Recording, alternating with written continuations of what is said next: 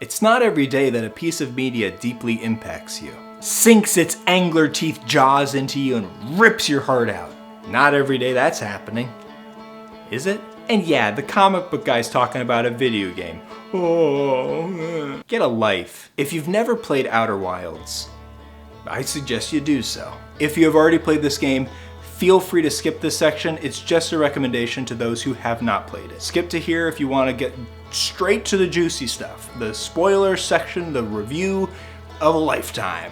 This first section of the video will be a spoiler-free recommendation to turn off this video and never look up anything about this game until you've played it. I'm specifically talking to you, Dad. I know you watch my videos. I'm telling you not to watch this one. Your support's appreciated. I don't need it right now. I don't need it. Don't watch it until you've played the game. And use a controller, it's better. Now stop watching the video. Turn it off, Dad. I'll be really mad if you keep watching it. Turn it off. Turn it off. Outer Wilds is a game that's very easy to recommend because it's incredible. But it's also really hard to recommend because of why it's incredible. And that's because secrets. The best way to recommend Outer Wilds is as follows. Play Outer Wilds. You get to fly a spaceship, it's on the box art. But the whole game is about exploring and getting information. So getting any information from me ruins parts of the game. It would be a disservice to your experience, but it's incredible. Okay. You might say, that's not fair. You can't expect me to play a game completely blind. I can expect that, actually. I can. Life's not always fair, okay? Not knowing anything about the game is probably the best thing you should know about the game before you know anything about the game, you know? And if that's somehow enough to convince you to even think about playing the game one day, just turn off the video and put it on the back burner. Pile it in with the other hundreds of to-play games. But I realize for the majority of you, not knowing anything is a bit of an ask, so let me give you some light, zero-G light spoilers. I'll tell you a little bit about the game, nothing more than you wouldn't get before the first time you board your spaceship. Basically the tutorial zone section, I'll tell you some of that. In Outer Wilds, you're an astronaut who wakes up after a night of sleeping under the stars. It's launch day! Your first launch day! All the training and work you've put into this is finally gonna pay off. You get to go to space. But why you? Why you specifically? Well, it's because you have invented something that will help the space program. You see, in this world, there's also creatures called the Nomai who used to live in the same solar system that you live in, and you have found the Rosetta Stone of their language and created a translator. The Nomai seem to have been an advanced civilization, more advanced than the civilization that we're a part of. I mean, we find some of their technologies and use them in ours, but they're gone.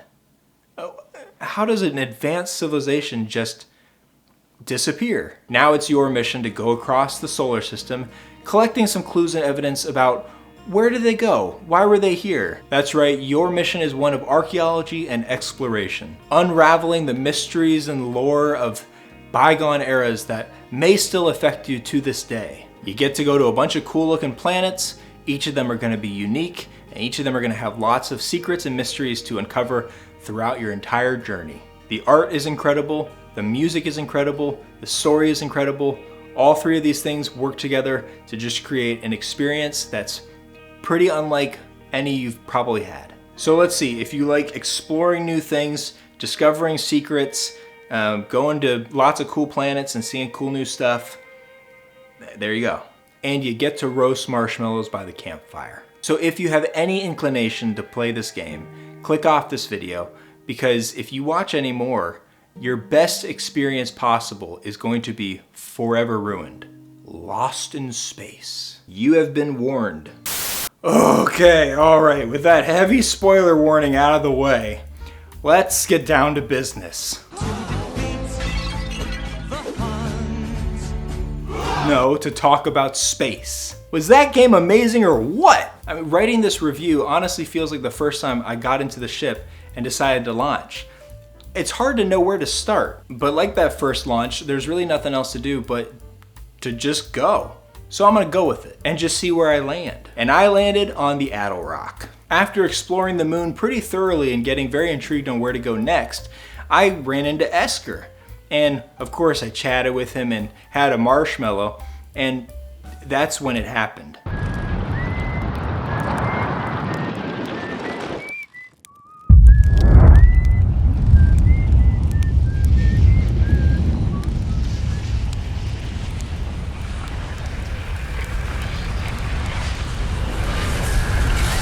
The music swelled, and I felt something a little different about this song. Something strange was happening. The freaking sun exploded right in front of my face. Right there, gloriously in front of me.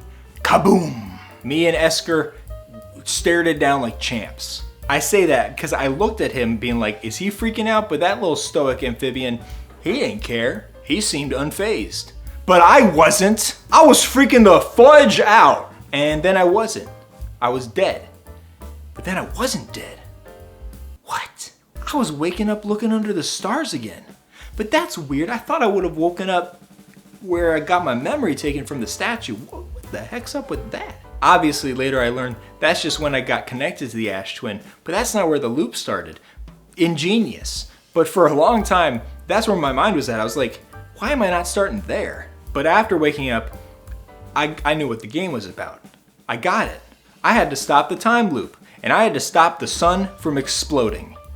And that's what I went with for maybe the first 8 hours. Yeah. Turns out the Hearthians are just unlucky. Bummer. And I guess I've landed on my first point.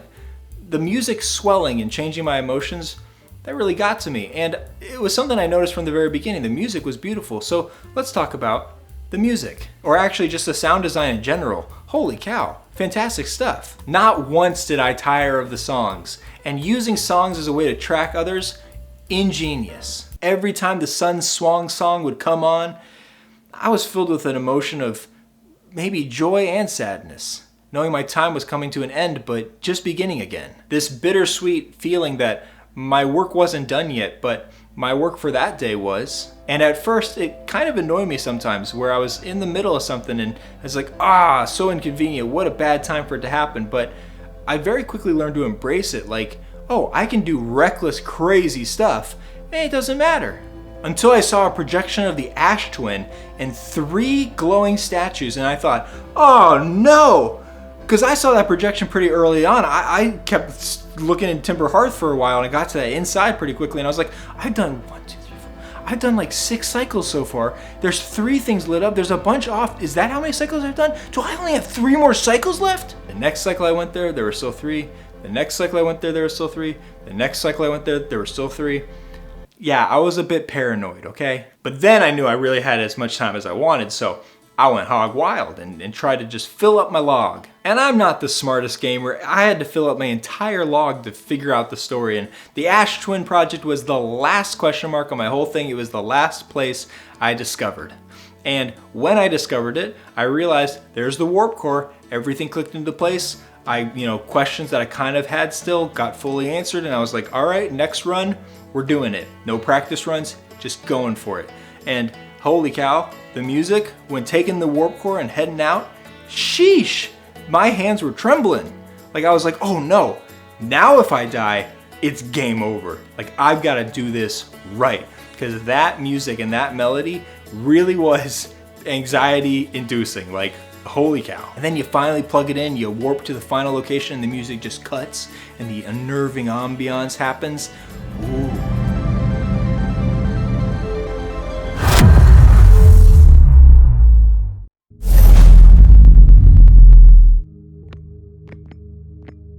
Chills. It was unnerving to say the least, but in that uneasiness, it all comes back to the folk music and makes this full circle of just relational community driven by this music. But the sounds of the Outer Wild extend far beyond the beautiful soundtrack. I've always been a bit of a gamer. I grew up playing humongous entertainment games. I was a Spy Fox guy. Big time Spy Fox man. Recently, I've had the pleasure of introducing my kids to those games, and boy, I was not ready for the supernova blast of nostalgia to hit me. Now don't get me wrong, the art in those games are great, but the thing I wasn't expecting was all of the sounds to just have a huge impact on my memory. There's sounds for every movement you make, everything you click on, everything you do, leaving a screen, coming into a screen. There's sounds everywhere. And they're so iconic to my experience with that game. I reckon the sounds in Outer Wilds will be the same. Warping, using the Nomai translator, going up those light tubes and sending your scout out and your ship freaking the fudge out. So many of those sound effects have just gotten lodged into my brain. Right there. Now obviously the sound design is a 10 out of 10, but thankfully we don't just use our ears to play games, we use our eyes too. The first thing I thought when opening my 4 eyes was, this game is pretty. The art design is simply delightful. The mix of strange, otherworldly science fiction elements with this homey, camping, outdoorsy feel is just simply brilliant, and it's refreshing, like the marshmallows.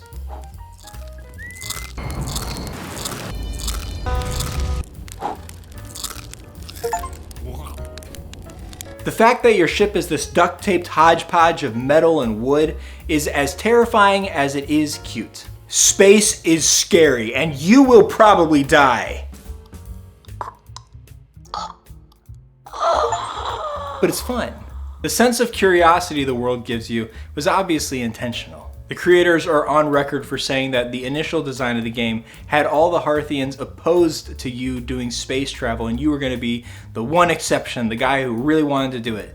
But that tested poorly. It made the players themselves opposed to it. It turns out curiosity is infectious, and by having all the Hearthians be in grand support of your launch, made everyone want to launch more, and you're quickly rewarded for that curiosity. Like I said, I hit up the Adler Rock first and got to see my first supernova there, and I'm really glad that I did, because I've watched quite a few playthroughs now where people for quite a few loops had no idea what was going on. And so, I don't know, maybe I was just lucky. And yeah, I watch playthroughs. I'm a little druggy trying to vicariously live the highs of his first playthrough. So are you, that's why you're watching this video. You know what you're doing. Every planet was a joy to fly through and explore. Even Dark Bramble. I mean, I got eaten immediately when I went there, so I kind of put it on the back burner for a while, but it was still intriguing. And then I heard Feldspar's harmonica on Timber Hearth and found the Dark Bramble scene. I was like, all right, I gotta go back. Gotta find this guy, because me and him, we think the same. We're on the same wavelength. I feldsparred most of my ways into places, even the anglerfish the first time.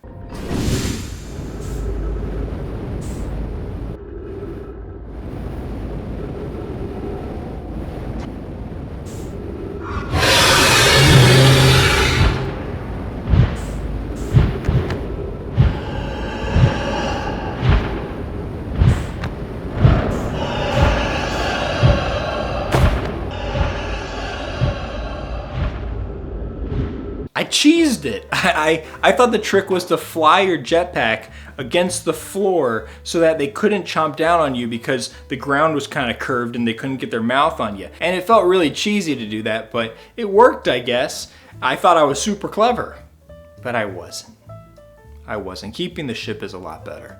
But that multiple approach to solving problems was actually such a joy. And oftentimes I would find a way into a place that had a better way, and later on I'd find out, oh, I could have done that, but I wasn't mad about it. I was just like, oh, cool, that would have been better. I noticed the black hole station was like on the ceiling, so I just flew my ship in and around the black hole kind of and parked it there. I flew to the sun station before I learned you could warp there, and I missed, flew right into the sun. I did it maybe 5 times and just gave up. I mean, who would be insane enough to try more than that?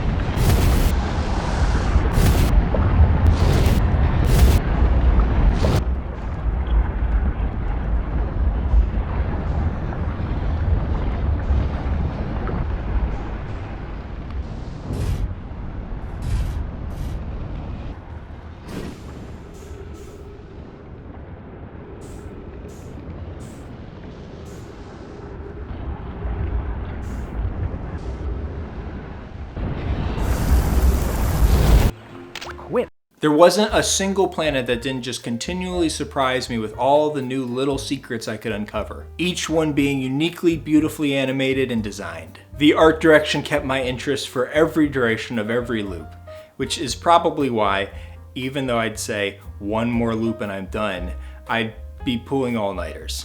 One more cycle, and I'll go to bed. Is that the sun? My sun? Oh no.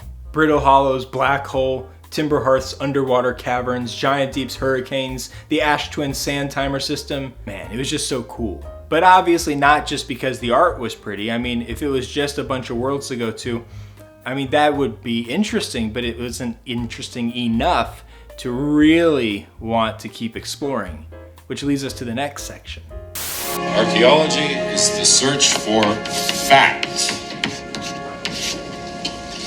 not truth. There are a lot of games that take an unconventional theme and turn it into something special. I have no interest in being a farmer. Unless I'm farming. I haven't played with Legos since I was a kid, but give me digital Legos and I'm a kid again. I love being human, never considered anything else. Until I'm a duck. Quack quack.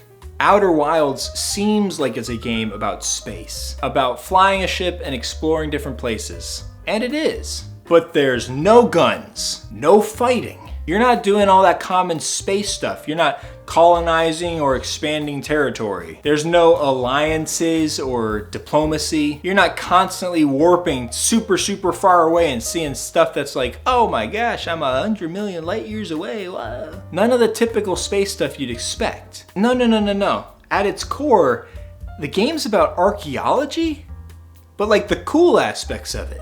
It goes fully into this idea of uncovering the ancient past, and it's really special for it. Now, if you're anything like me, which for your sake, I hope you're not, freaking loser, you might have a love for diving down rabbit holes, reading wikis, or watching lore videos on YouTube for properties you otherwise wouldn't really care about. But the lore, man! The lore is so interesting. I don't care about Warhammer 40k, not really. Except I do? I've listened to hours of lore videos on YouTube and read a bunch of articles on their wiki. It all started when I drew channel art for my cousin-in-law who streams Warhammer 40k stuff on Twitch.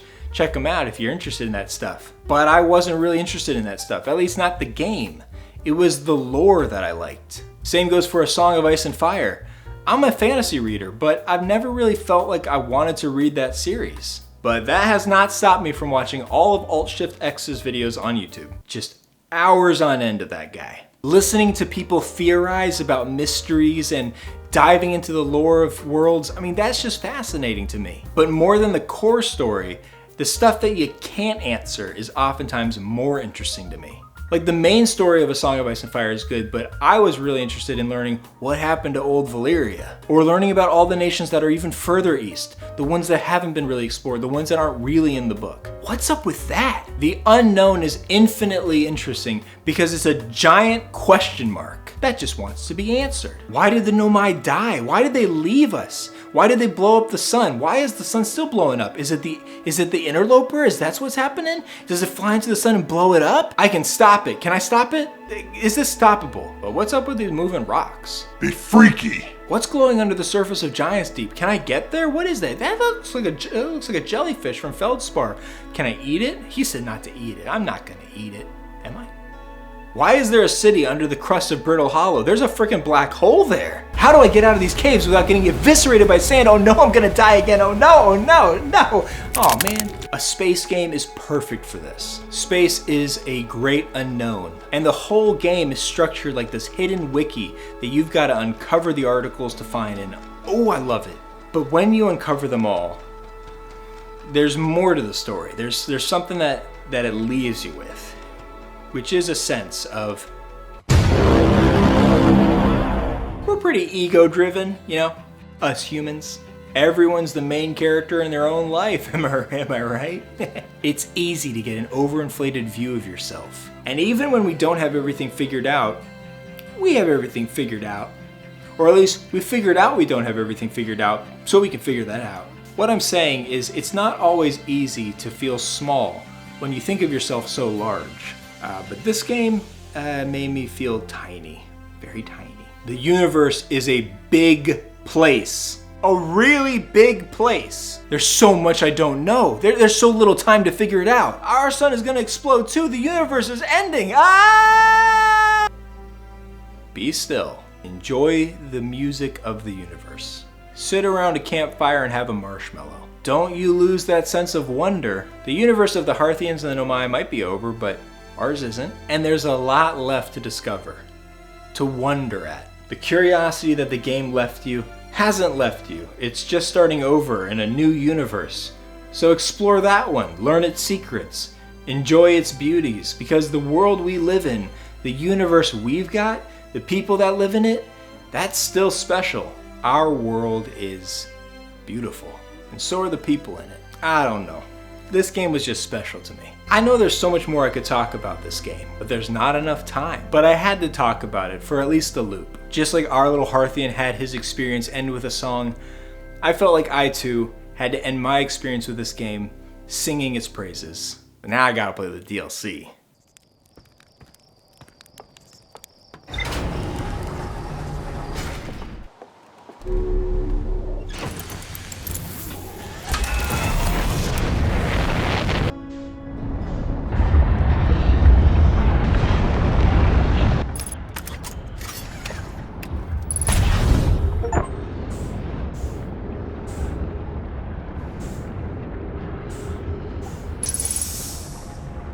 Your mother must be so proud. Also, while we're here, do you read comics or manga? I made a comic book. Buy my book. It's good. Do whatever you want.